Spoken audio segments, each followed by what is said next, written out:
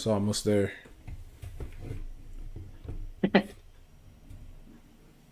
Okay. Good. All right.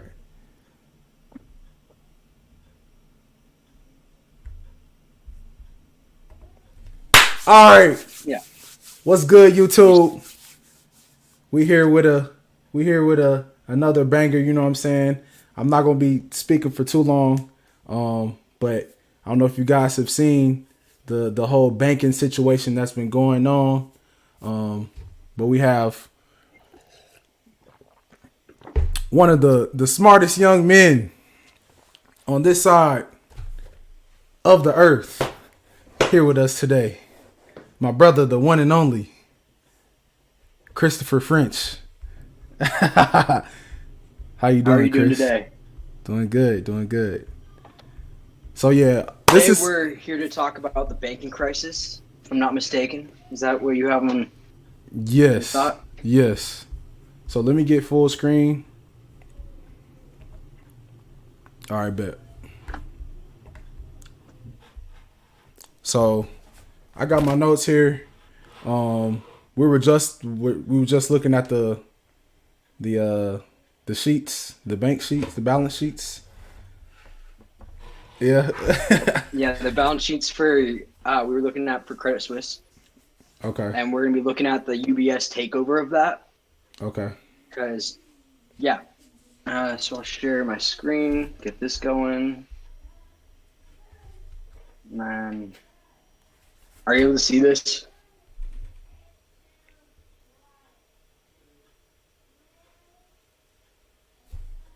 No, I don't see it. Oh, you can't. Mm-mm. Do I have to have this on the same? I know you just had it up. Uh, You talking about on Yahoo Finance? yeah. Can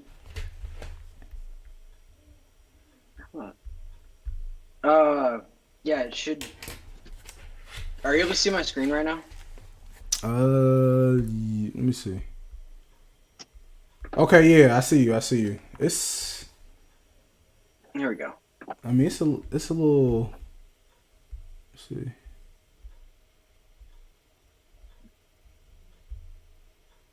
Okay, there you go. It's yeah, it's perfect.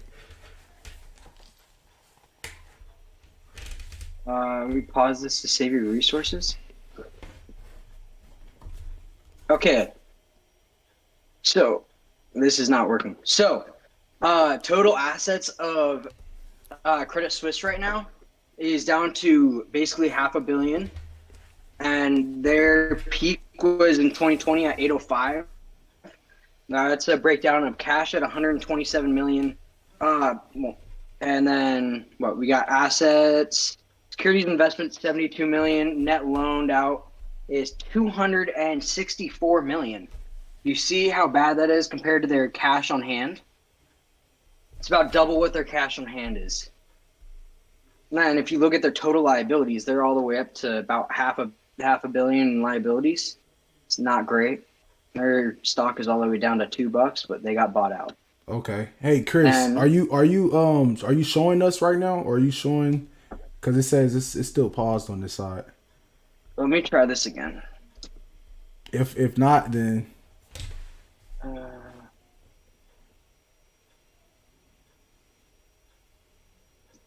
yes, I'm redoing this right now. Okay, let me know if this works.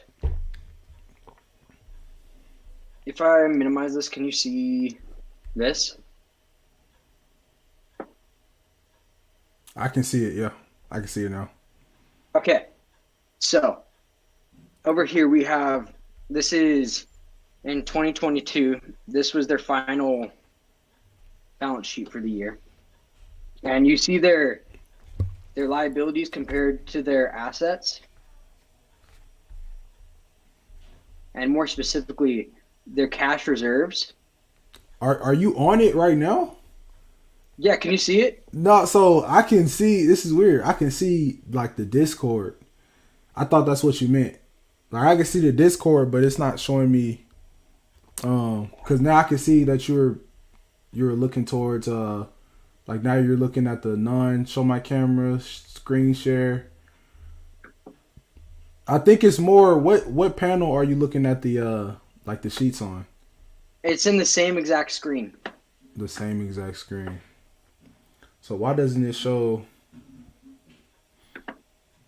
What is that? What is that X down there? With the screen on it, right by the microphone. This stop streaming. I don't know. Here, I could just follow where you're at. okay, go on to Yahoo Finance. Are you able to share your screen?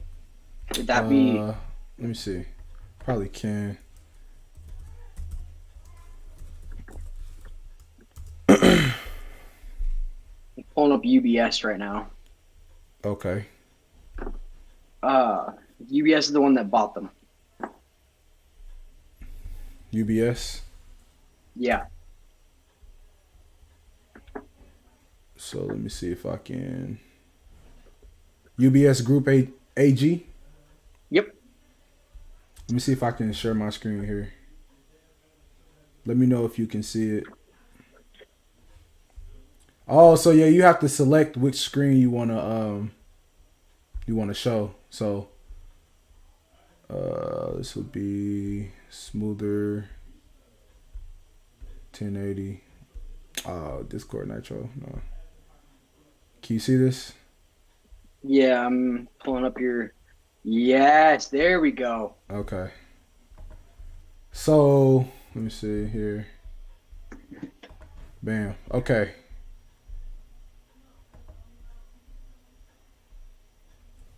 This is a lot going on. So what Okay, click financials. are you looking at? Financials. Then we're gonna go down to the ballot sheet for that. Okay. Okay.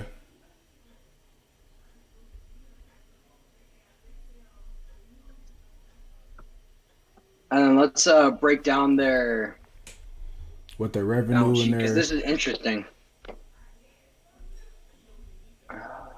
how so? So this is year by year. Okay.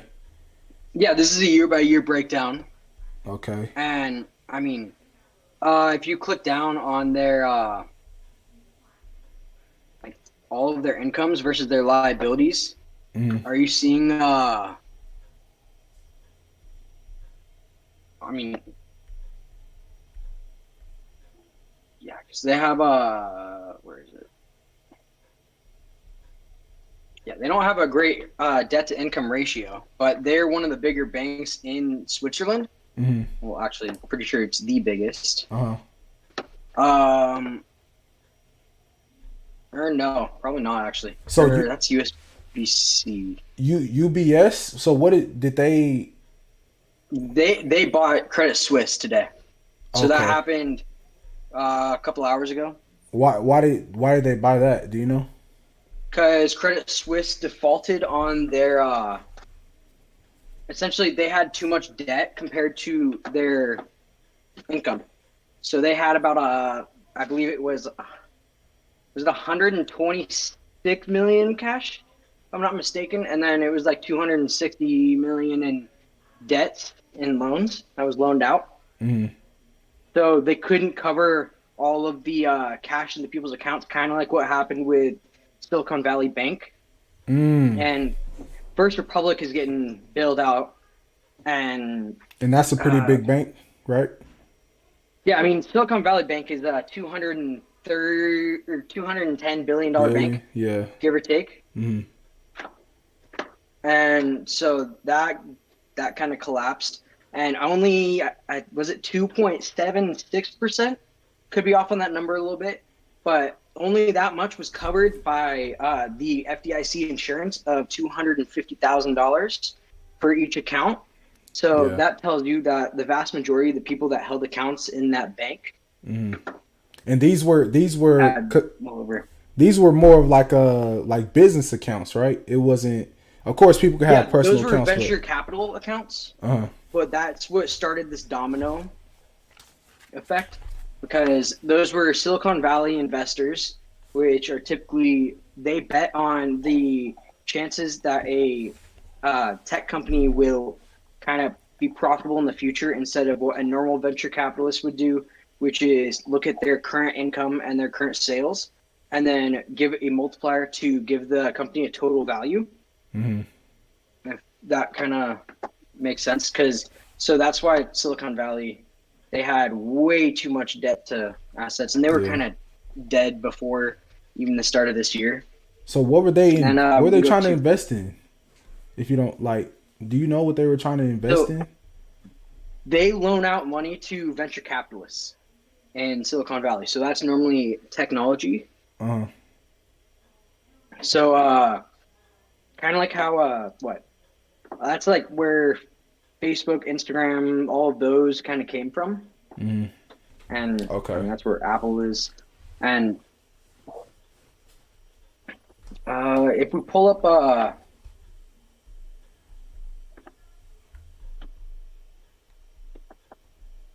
really First Republic Bank is not looking too great. Let's look at it. Got That's another FRC. one. I believe it was bought out. Yeah, like a couple days ago, a day or two. So what tells you that? The company insights or like the chart or like holders? Uh, so they got downgraded by S&P. Here we go. So UBS buys. So Credit Suisse was bought for 3.3 billion, and Warren Buffett is communicating with Joe Biden about a potential savior of, well, I mean, savior of all the banks. What? He's throwing him a $5 billion lifeline to Goldman Sachs right now, Man. and he's set to make 12 billion off of Bank of America. I mean, what? The Federal Reserve has voluntarily deposited 30 billion to stabilize First Republic, and regulators are very welcome. They're welcoming any investment towards that from Warren Buffett because, well, it's keeping them alive, giving them a lifeline essentially, so they can float and hopefully make it another year. But 6 months, we will see if we can go to the next one, which is where is it? I have this lined up. So didn't that Pardon? I was gonna say didn't the same thing sort of happen with the 2008 like crash and whatnot? It was sort of like the feds basically getting, saved by, external people, right? Or external companies. Not necessarily. This is a little bit different because this is more of a banking problem than a bad, like people can't pay down the debt. This is we printed out so much money in such a short period of time that we're just trying to keep up with it. Oh, okay. We're raising the unemployment rate to try and keep up with the interest rate to try and lower that. Okay. And all the banks are having to raise interest rates, which is why their expected income isn't enough to cover what it is now because they take out loans against theirs, and that's how they provide the credit to everyone because it's fractional reserve banking. And yeah, what are your thoughts on that? I would have to say, because with the banking system and I would say these companies and whatnot, I don't have a crazy amount of knowledge on it, but I would just have to say from my perspective that it seems like this what's going on is on purpose. I would say. I know it looks pretty dumb from looking at the numbers and whatnot, because it's like they're kind of, to me it seems like they're going in over their head, but it seems to me as if these people are, they're getting paid from this, really. You know, somebody's getting paid from this, so somebody's benefiting. A lot of people are losing out on their money. A lot of businesses are, but also there's other people who are making buku's amount of money and are getting bonuses. And I only say that because I was reading this book. It's by Peter Brandt. It's called The Diary of a Commodity Trader, and he was talking about with the 2008 crisis. He was saying how it was really just bad management as far as the money goes, and people were basically getting bonuses from it. And so I guess that's where I get that thought from. But yeah, so You're catching on to something. yeah, you think so? If you look at the, you can look at the, what is it? The bonuses to all of the executives at some of the banks that have That have crashed. kind of collapsed. Mhm. For instance, SVB. Mm-hmm. If I'm not mistaken, a lot of the executives took a bonus and they withdrew their money before. Before it happened, See right? if I can. That's just, I don't know. It just seems like it's it's something going on. It's not the whole story that we're being presented.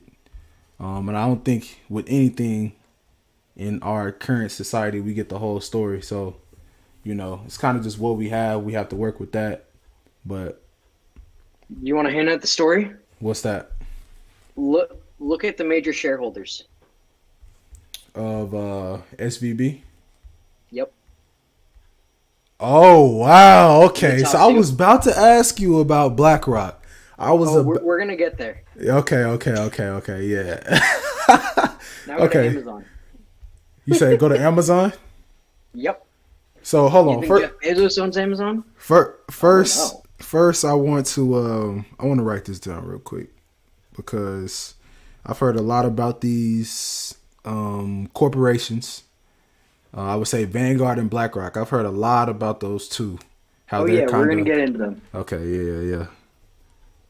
It was about to get spicy. It's about to get real spicy. Hey, y'all, like, share, subscribe right now, y'all, because this is good information we're getting right here. This is all for empowerment of knowledge, so we can know what's going on, and we're not just out here, being ignorant to the information that's in front of us. So let's go to Amazon.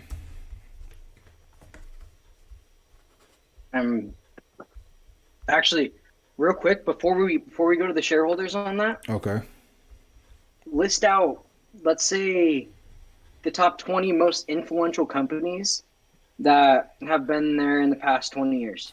Okay, I'm just gonna spit out some. Of course, I would say Apple, Microsoft, Amazon, of course. If I'm thinking retail, I'm thinking like Walmart, something. I don't know if I would say that's super influential. Yeah, 20. What else? Influential. And this is just an example number. You could do a lot more than 20 or a lot less. It's just for past 20 years. purposes of the experiment. Okay. Past 20 years. What, Google? Bing? Yep. Mm-hmm. Say 20 years. NASA? No, I don't know. They own the government. It's not like, Yeah.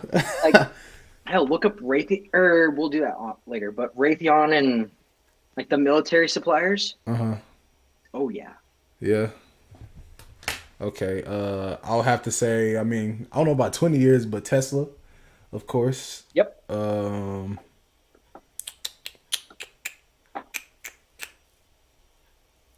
Influential. I'm thinking of like Starbucks, but I don't feel like that's really influential in the past 20 years as far as like a company. And I feel there's way more that I'm missing. YouTube, of course. Oh wait, yeah, YouTube, Alphabet, Facebook, yeah, all that. Twitter, Meta. Meta, yeah. That's a whole. I forgot about that. Samsung or Android, I would Hmm. say. What else? I think that's all I got. What's that, like 10 to 15? I didn't write all of those down, Oh, you're good. This but is just for example purposes, and we're gonna see who the top shareholders are in each of those. Netflix. Okay. Click shareholders. For Amazon. Yep. All right. This is Can you guess who the top two are gonna be I guess Vanguard and BlackRock. I think it's in gonna that be order? yeah. That's crazy. Charles. Yeah. So Vanguard, BlackRock, State Street. See, I haven't heard of State Street, but they're really up there. And then of course J.P. Morgan, Morgan Stanley. How you say that? Geode? Good? I don't know how you say that. Geo Geo Capital Management. Geo Capital, okay. FMR, I haven't heard of them. But I guess that's the point. I'm not really supposed to hear about these. Nope, you're not. Yeah, you're not really supposed to hear about these companies or I mean, Vanguard corporations. is institutional investments. BlackRock is, I mean, you can buy into BlackRock, but really it's owned by a couple of people. It's owned by a Uh, couple of people. That's I just a mean, crazy statement there's right there. there's 150 people that rule the world. Like, Yeah. if you want to get into politics, like if you actually want to be a politician in the world, You there's gotta 150 people that run the world. They own crucial industries around everything that really control everything, right. Huh. which is why I'm going into BlackRock. You said go Uh, into it? Oh. yeah, we can dive into, or actually, let's dive into Vanguard. Vanguard? Okay. I don't believe Vanguard is completely publicly traded, but Vanguard it's 500. there's an index fund for it. Yeah. So when Where you're they looking have when you're looking at these corporations, like let's say for instance, Vanguard, BlackRock, State Street, how do you look at their movements and sort of predict of what other I guess snowball effect type of financial movements are going to happen? Have you ever done that before, like in the past? So I'm actually thinking about that with the banking industry right now, because I mean, really, there's three major banks in America that have significantly more money than all of the other ones. Okay. JP Morgan being the biggest Okay. by I That think it's was 30 billion, something okay. like that. I could be completely off on those Thir- numbers. oh, okay. Like an increase of 30 billion from the next competitor. Yeah, from I think it's Okay. Bank of America after that, and then I think after that it is Wells Fargo. But I could be wrong on those two. It could be different order. Okay. I use JP Morgan. Uh,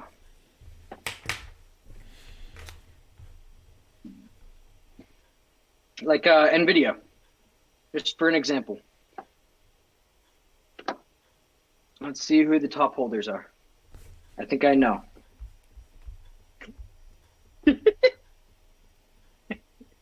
Oh, every time it's the same. Said every time. So this tells you a lot right here. I didn't know this. So I need to look at Yahoo Finance more so I know so I can see what type of what people Oh, are putting their money into. yeah, and there's other ones too that can show in more or less detail. Okay. Are they forced? So what makes a corporation, why do they have to give their portfolio out? Like, Publicly traded. why is it publicly traded? Like, why does it have to be publicly traded? Because people can put If money you want into it. outside capital,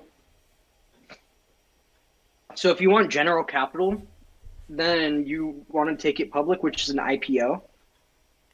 That's an in, Oh, okay. Okay, yeah, and yeah. if so, that's like a really way. That's a really good way to raise. I mean, I call it cheap capital because you don't have to give up as much equity as, for instance, if you're raising private equity Hmm. money or if you're raising venture capital money, which you're gonna have to give up a lot bigger portion of your company typically. Hmm. Although that just depends on how many shares you allocate to yourself versus everything else. Hmm. If, like, for instance, uh, actually, I don't know if I can talk about that because I think there's a confidentiality clause on that. Yeah, let's not talk about Uh, anything that's no, it's on one of my companies. Oh, okay. Uh, and then if we go to BlackRock, can you guess who owns BlackRock? I forgot his name, but I do remember his face. Oh no, that's the CEO, Oh, who owns or I think Black? it's CIO. Yeah, who owns BlackRock? Can you guess who the Um, single biggest holder is? no. Vanguard, Vanguard and then BlackRock. Vanguard, and BlackRock BlackRock owns own Black. BlackRock. Yeah. Okay, that's They funny. own 7%, six So, point so how do you? 96. Okay, yeah. So I was going to say this is the percentage of who owns these companies, or yeah. Yeah, of the major institutional shareholders. This is institutional, and then below that is the mutual funds. Hmm. And I mean, Vanguard and BlackRock, they're biggest investment things as they come. What BlackRock is, I want to say 9, 10 trillion, something like that. And then Vanguard is significantly larger too. Hmm. But that's because all the big companies store their money in Yeah. Vanguard. Yeah. Because, well, I mean, why not? yeah, Where else you gonna store your money at? they control exactly. Hell, if you really want to get fucking with it, if you can look at the media sources and look who owns the media sources. Now that's something I've never done that. Let's just say ABC is can we do that?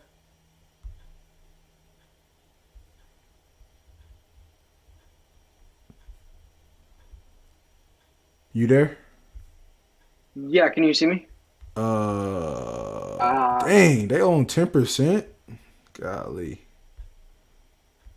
let's try CNN. CNN. Let's see. You want me to? Are you think you are you in? Do you need me to check? I mean, I don't even need to really look. Oh, okay, I got you. I already know exactly what's CNN. up. What is? I CNN. I don't think is publicly traded, but Oh, you okay. already know Okay, yeah. exactly. Vanguard and BlackRock, yeah, and State Because Street. who owns I'm gonna say, I mean, NBC. Oh, NBC is not publicly traded, but these are I got, all I'm looking this up. these are all like parent companies or corporations, right?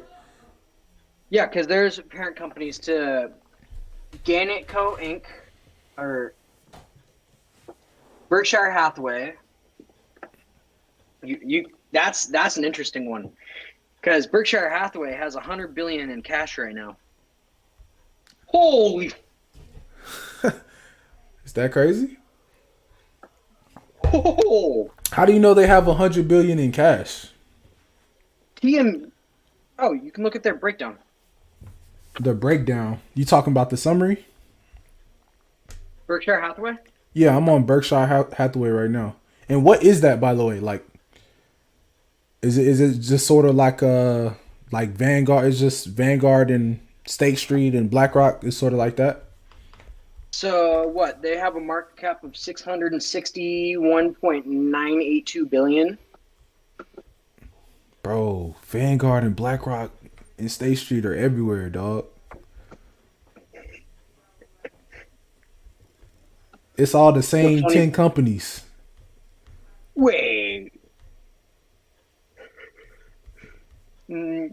Vanguard owns this, but that's interesting. That What's I that? didn't know. Vanguard and BlackRock are not the biggest holders in this. In what? Berkshire? In Berkshire? I'm looking at it. Yeah, that's interesting. Vanguard, Insider they roster. are. Let's check the insider. You got Warren Buffett owns 2,046,270 shares at $442,765 a share, Bro, that's crazy. and it's down $861 on the day.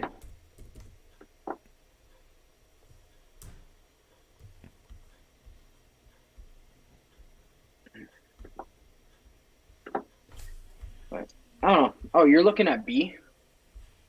Oh, there's a. What's the difference? Oh, let me spell it right. I'm an A. There's different groupings for Berkshire Hathaway. Oh, That's the funny thing. okay. Kind of like Vanguard has different groupings because it's. Yeah, this is pretty deep. This Oh, is one so that you that's won't what you find was talking Vanguard and about. BlackRock. Oh, Yeah, okay. but I didn't. They own B, which is interesting. I wonder where, because if you look at the if you look at the media, Berkshire Hathaway owns, where is it?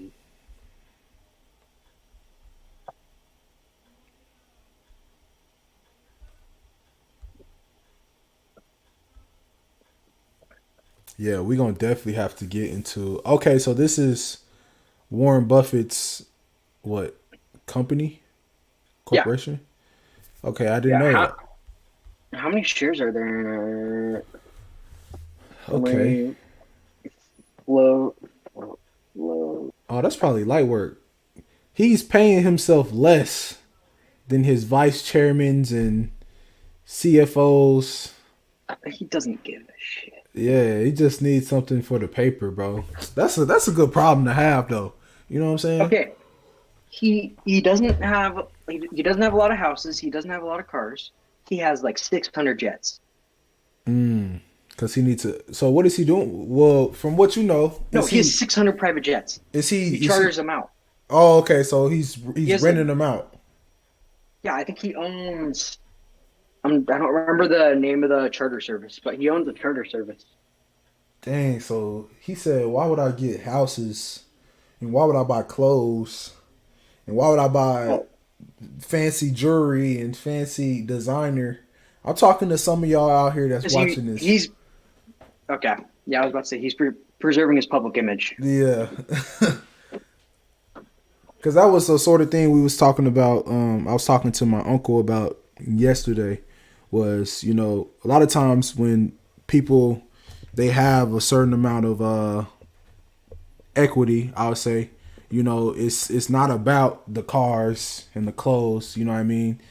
You can it's a bunch of millionaires out there that's wearing Target clothes. And somebody who's never really had money to play with like that, they'll get that certain amount of money, and it's like the first thing they looking to go buy is, Gucci, or what I'm saying, stuff that kind of looks blingy. It's nothing wrong to do that and spoil yourself, but it's like, you kind of have to look at.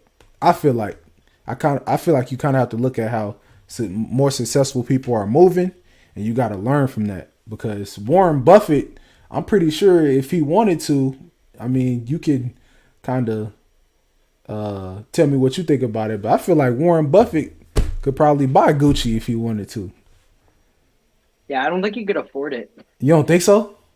No, Oh, obviously you dang. can't. Yeah. But I mean, also that depends on how you want to live, because you do want to mediate lifestyle with work. So let's say, so he kind of takes to the extreme of that because he's trying to preserve image a little bit. Mm-hmm. But let's say I mean, let's say you make 50 million. You spend 20 grand on some clothes, that's okay. If you make 20 Yeah. grand and you spend 20 grand on clothes, you have a problem. Yeah, yeah, okay. So that's a way better way of putting it. Yeah, that's yeah. It have everything be proportional.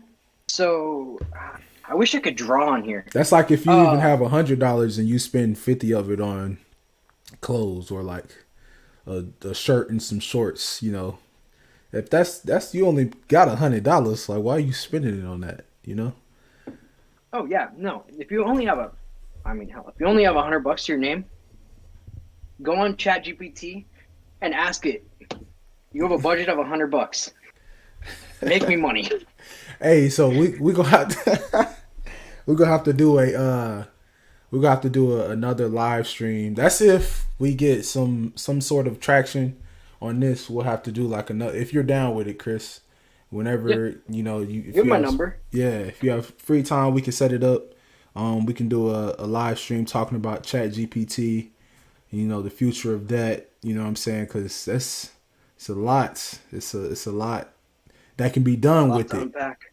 Yeah, it's lots to I'll unpack. also yeah, yeah. Yeah, for Uh, sure. So kind of back to this. I would say this bank crisis.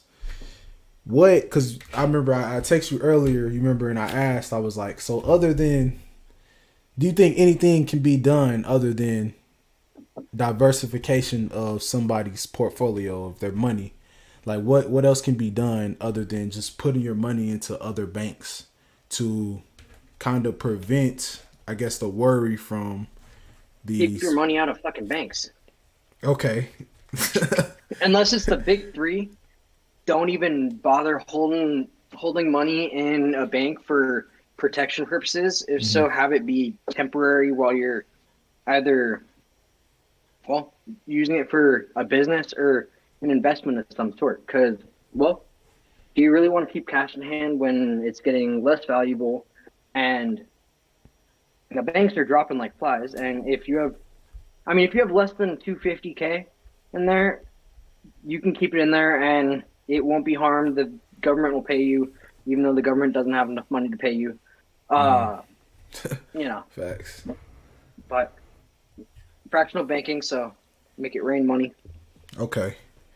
And so, As Andrew Tate says, the people at the top can make it rain money, and people will give up their lives for said thing that they print out of thin air. What does that mean? people are people have priorities mixed up, I think. But I mean it's more to that. It's more than that, but yeah. I think Yeah, I mean, it's kind of yeah, yeah, there's definitely a wealth. Well, there, well, I mean, look at COVID. There was a multi-trillion-dollar wealth transfer that clearly it went somewhere, and yeah. they may have given it out to the American people, and then, well, look at where it went from there. Look at where people commonly spend their money that don't have money in excess, Hmm. because the majority of people that took out a stimulus check spent it almost immediately on some either stuff that they needed or some really dumb shit. There's not much in between there. Hmm. Yeah, that is true. I did hear some stories about, you know, people getting that stimmy check and they going crazy. Throw it into Dogecoin. Yeah. Oh, so that's another thing. I was talking to this DJ. He was a former DJ from a radio station out in Dallas. Shout out Brandon if you're watching this. You know what I'm saying.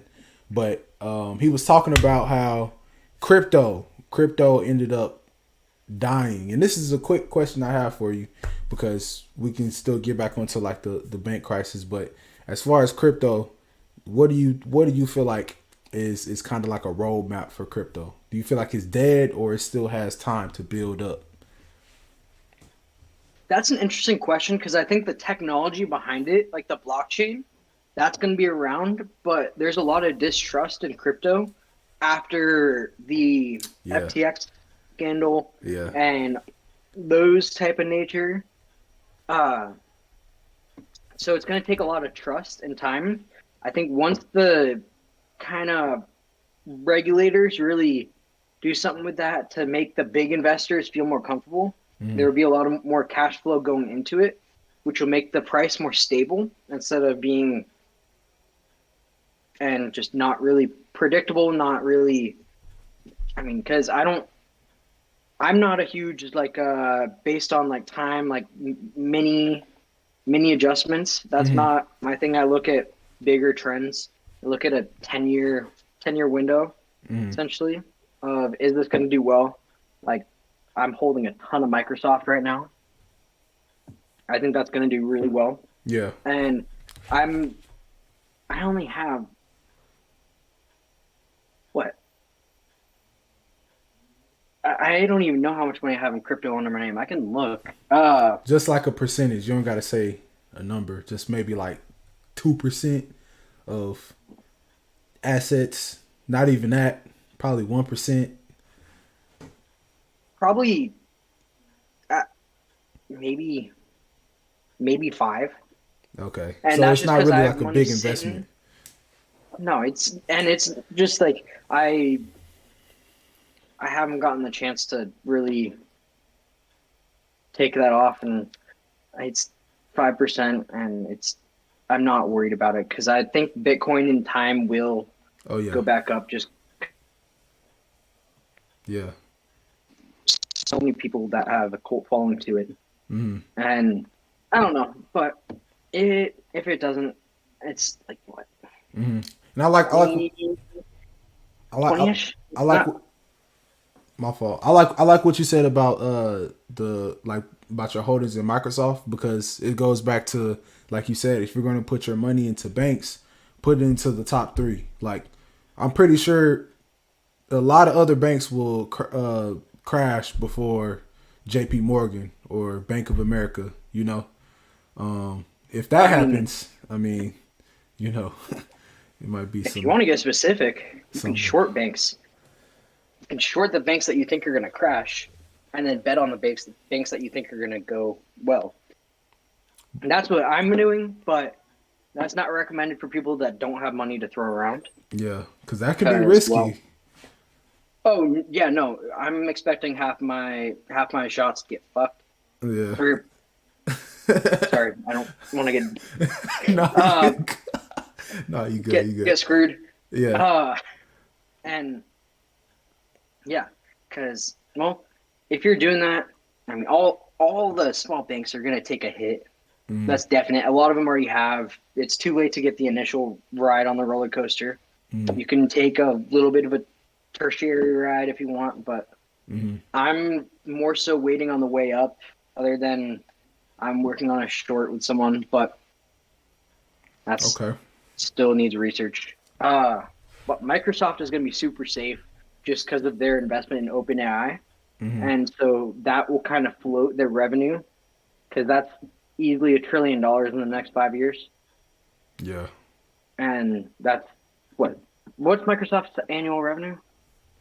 Let's look.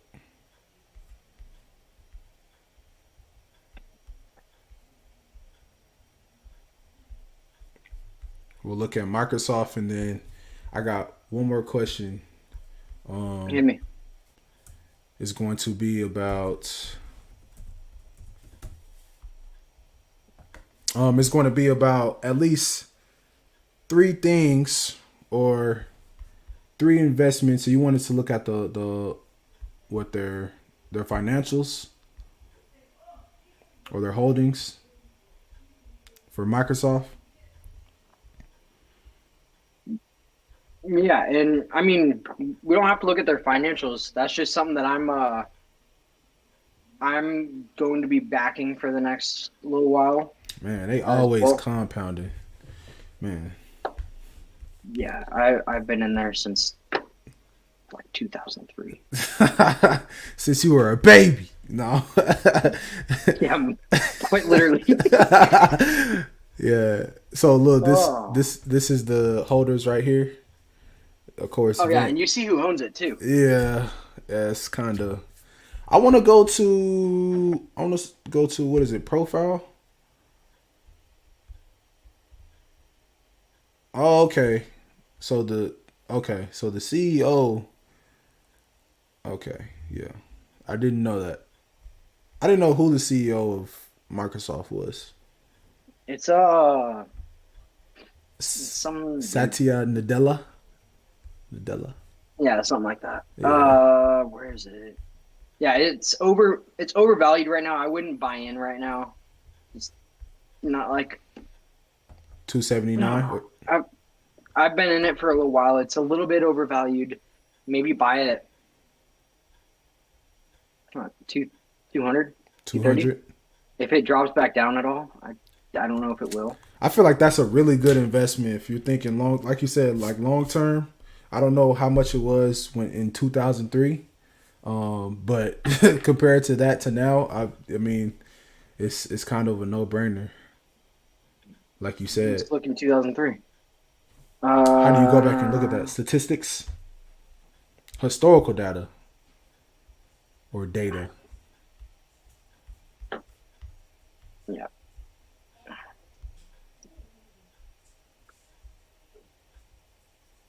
1986. Think like No, what, that's going super far. Hold on. $30? That's where it started at. And that's like 2003 when my family bought shares for me. Yeah, $30 a pop. I'm gonna say. And it's probably split since. I don't know if it's split. Probably. 19, say 1990. I'm just gonna yeah. I'm gonna say just 2000. How many?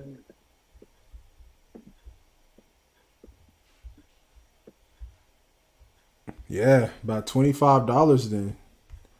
I mean, yeah, it's amazing. 9 times. 9 times. Over 20 years.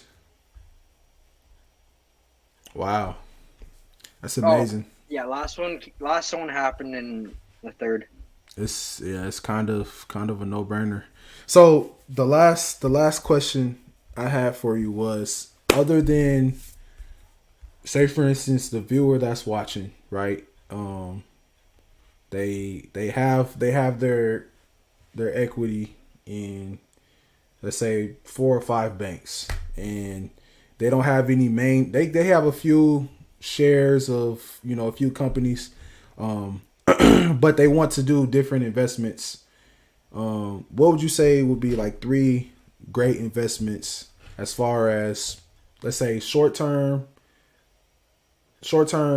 kind of in the middle between short term and long term, like what would be good 3 that you would say from your experience would be good investments to make? Okay, first things first. I am not a financial advisor. Yes, sir.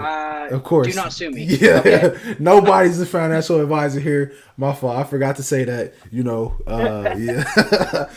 Yeah. So Hypothetically. hypothetically, uh, where is this? Sorry, I'm trying to find this. Uh, I mean, essentially, have something that you're personally invested in. So let's say, I mean, unless you're a cash buyer, it doesn't really make sense to buy real estate in the next little bit, or at least if you don't have a lot of money because you can't get a decent interest rate if you don't have a good relationship with the bank right now. Even still, it's not going to be great. Real estate is kind of iffy now, huh? It's really like volatile. I'm saying the interest rates and stuff like that. But people are panic selling right now. Yeah. So it could be a good time to pick up if you have money. If you do not have money, don't even think about it. It's crazy you said Well, that. Brokey. I had it was 3 houses, no, 2 houses on my street that just ended up selling like at the same time. Like, yeah, the panic selling. And I'm willing to bet it was a cash buyer too. I believe so because they were kind of. It was real. The exchange was real quick, super quick. Yeah. Yeah. I mean, people are trying to panic sell because I mean, hell, people bought a bunch of houses during the pandemic and they don't have the money to. They're asset rich, cash poor. Mm. So you want to make sure you have at least 6 months of cash saved up at any given time, and have that diversified through, I don't know, let's say 20,000 JP, 20,000, uh, 20,000 in Bank of America, and 20,000 in Wells. I don't know, just something to break down, like 60 grand, a couple of months savings, just in case shit hits the fan. Mm-hmm. And I don't know, it's always good for someone to have that. And then also have a business that you're working on, or have just do something that is making you a little bit of money. Whether that's a software as a service, if it's a physical product, if it's a literal service, or any of the above, just make sure you're doing something that provides value, because money is value. And what is it? Money is made from exchange of value. So let's say, for instance, hey, I designed a house and you want to buy it. You pay me money for a house that I built. Mm-hmm. It's a value exchange. Right. And that applies to more things than just investments or even just money. It applies to life. Because, I mean, this is a good saying, but when you're a good person, you become surrounded by good people. Mm. And those good people will build you to be a better version of yourself. Mm. And I think that's what I've been trying to kind of move towards. Is it's all about doing best by not only by yourself but the people around you, so that you're a good person in society. And when that happens, good people will surround you. And just, I mean, yeah, just to give testament to that, I mean, I've met some really cool people just from being able to, well, just from being friendly and kind, because that takes you a long way, especially when it comes to meeting people. And I highly recommend that. Thank you for having me on.